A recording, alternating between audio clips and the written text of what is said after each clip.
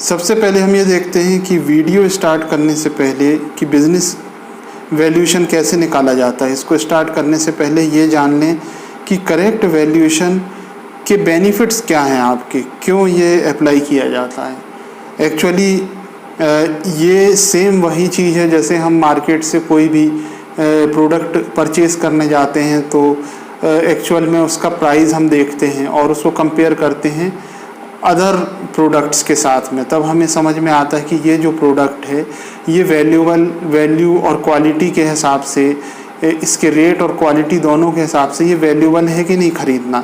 इसी तरीके से स्टॉक मार्केट में अगर आपको बहुत सारे प्रोडक्ट मीन्स बहुत सारे शेयर्स अवेलेबल हैं, मतलब अलग अलग कंपनीज़ के जो शेयर हैं वो मिल रहे हैं, तो उसमें से कौन सा हम परचेज़ करें।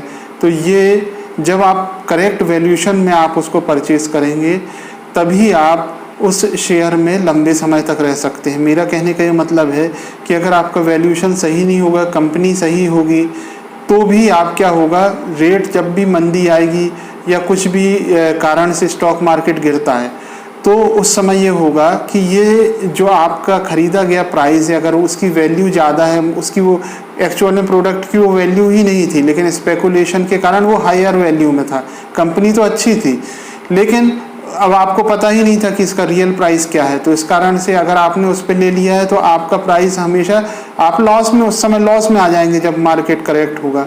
तो कहने का यही मतलब है कि जब तक आप सही प्राइस पे एंट्री ना करें अपनी, तब तक आप लंबे समय में रह के और अच्छे से प्रॉफिट आप नहीं कमा सकते। भले ही आप शॉर्ट टर्म की बात करें, चाहे डे ट्रेडिंग की बात करें, लोग करते हैं, तो ये सब डिपेंडेंट ज़्यादातर होता है वैल्यूएशन के ऊपर। अगर आपने वैल्यूएशन सही देखा है किसी भी शेयर का तो बहुत गारंटी रहेगी कि आपको इसमें कभी भी नुकसान नहीं होगा, मतलब होगा भी थोड़ा बहुत होगा।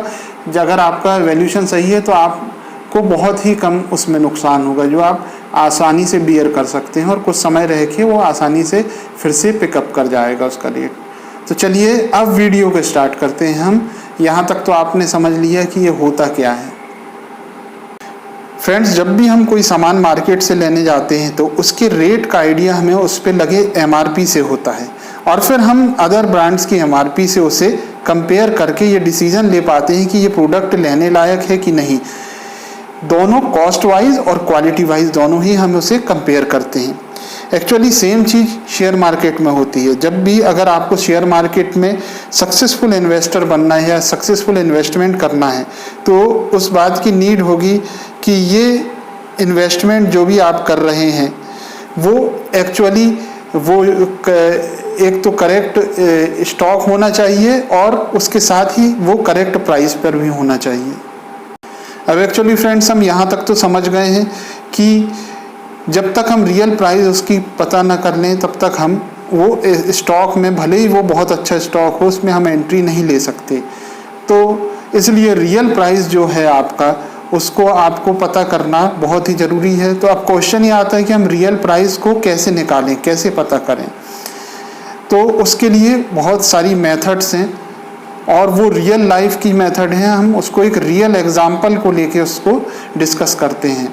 उसको डिस्कस करने के पहले हम ये भी देख लेंगे कि एक्चुअली में जब आप रियल प्राइस से उसके और ज़्यादा कम दाम पे, आधे दाम पे भी मान लीजिए आप रियल प्राइस जो है उससे भी कम दाम पे आप उसको ख़रीद लेते हैं उस स्टॉक को, तो मान लीजिए कल को मार्केट में कोई भी ऐसी बैड न्यूज़ आती है या शेयर मार्केट के फेवर में न्यूज़ नहीं है, कहीं वॉर हो गया, कुछ हो गया और शेयर मार्केट बैक हो गया, तो आपको वो जो स्टॉक एक बार आपने अगर उसको करेक्ट वैल्यूएशन में ले लिया है तो फिर बहुत कम चांस होंगे कि वो प्राइस फिर से आपकी कटे।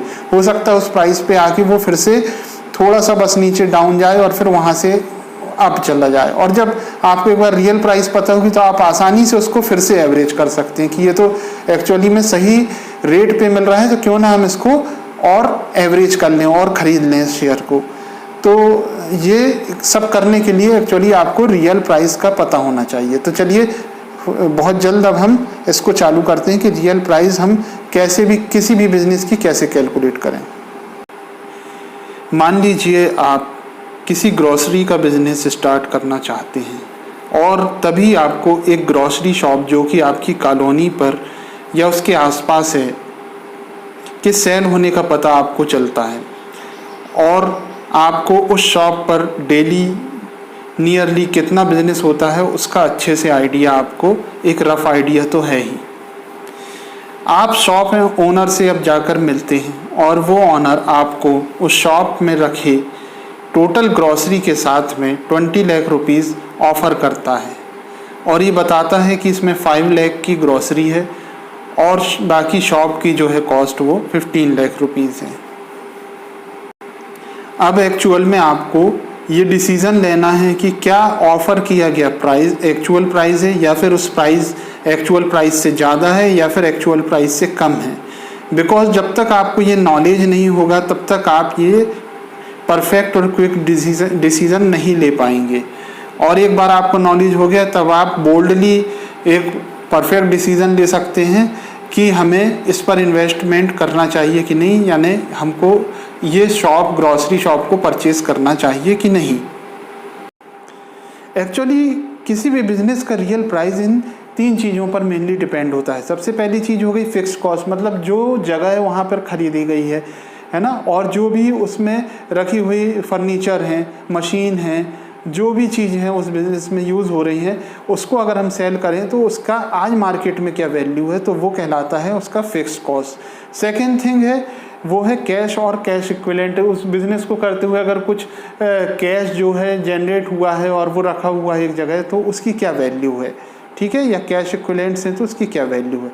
और थर्ड थिंग है इसमें कि हाउ मच मनी और business profit can be generated per year by that business, ठीक है, उस बिजनेस से हर एक साल में कितना आप प्रॉफिट अर्न कर सकते हैं। तो ये तीसरी चीज़ है। तो इन 3 चीज़ों अगर हमें पता है किसी भी बिज़नेस के बारे में, तो उसका हम रियल प्राइस आज निकाल सकते हैं कि उस बिज़नेस की आज क्या कॉस्ट होनी चाहिए। तो चलिए फ्रेंड्स, इस केस में हम देखते हैं। तो सबसे पहले हम इसकी क्या निकालेंगे, इस बिज़नेस की फिक्स्ड कॉस्ट।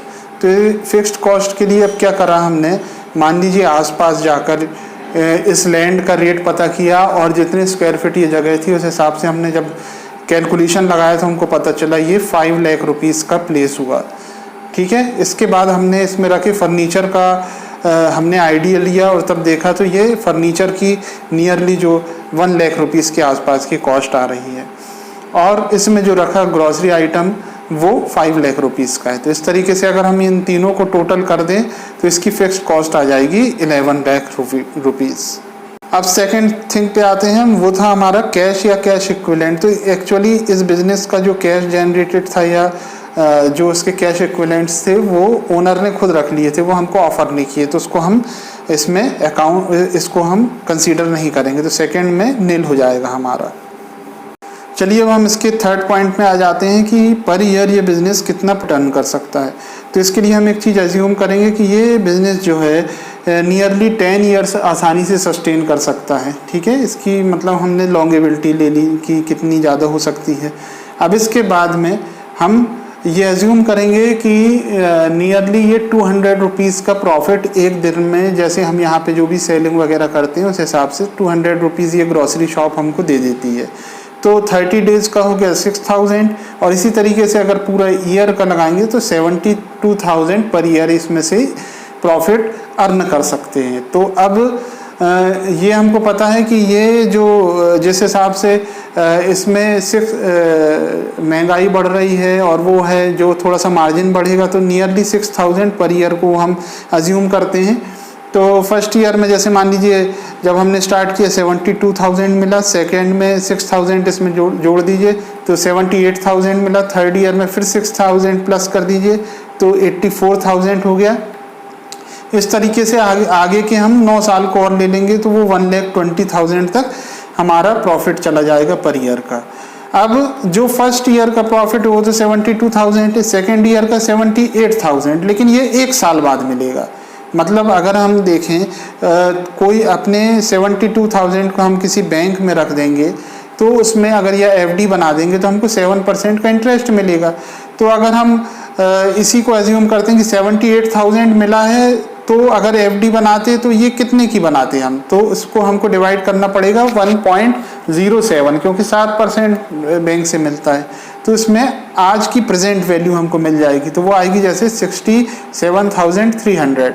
इसी तरीके से सेकेंड ईयर में हमको कितना मिलता है 78,000, मतलब हम इसको कितने से डिवाइड करेंगे, अब आज प्रेजेंट वैल्यू में लाने के लिए 1.14 से डिवाइड करेंगे, तो 68,421।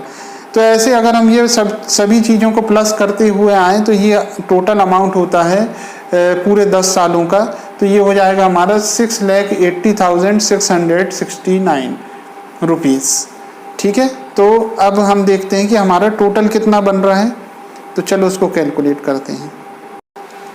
अब देखिए फ्रेंड्स, हमारी ये तीनों फिगर्स आ चुके हैं। फर्स्ट वाला जो था फिक्स कॉस्ट वो 11 लाख आ रहा था, सेकंड में कुछ नहीं था, नील था, और थर्ड जो हमारा है वो है 6,80,000 नियरली। ठीक है, तो इन सभी को जोड़ दें तो 17,80,000 आ रहा है हमारा। 11 + 680 780, जबकि जो ओनर है जो शॉप का वो हमको कितने में ऑफर कर रहा है 20 लाख में।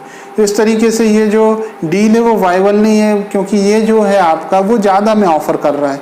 अगर ये हमको थोड़ा उसी प्राइस पे यानी नियरली 17 लाख के आसपास या 18 लाख के आसपास भी हमको ऑफ़र करता है तो फिर भी ये डील होने के चांस थे, और ऐसे में हमको 2 लाख रुपीज़ ये हमको महंगा मिल रहा है। तो इससे हमें समझ में आएगा कि ये जो शॉप का एक्चुअल वैल्यूएशन है वो कितना है 17,80,000 रुपीज़। तो बहुत आसानी से आपको समझ में आया है। ये हम जिस तरीके से एक शॉप का एक नॉर्मल बिजनेस का वैल्यूएशन कर रहे हैं, इसी तरीके से हम किसी भी बिजनेस का वैल्यूएशन आसानी से कर सकते हैं। वो उसकी बैलेंस शीट वगैरह जो है वो आसानी से आपको नेट पर मिल जाएगी सभी कंपनीज़ की। तो जिस कंपनी का आपको करना है वो हम आसानी से निकाल सकते हैं। तो इसको हम नेक्स्ट वीडियो में लेंगे, कोई भी एक कंपनी लेंगे और उसका वैल्यूएशन हम निकाल के देखेंगे। तो बहुत बहुत धन्यवाद आज के वीडियो में बने रहने के लिए। Thank you very much.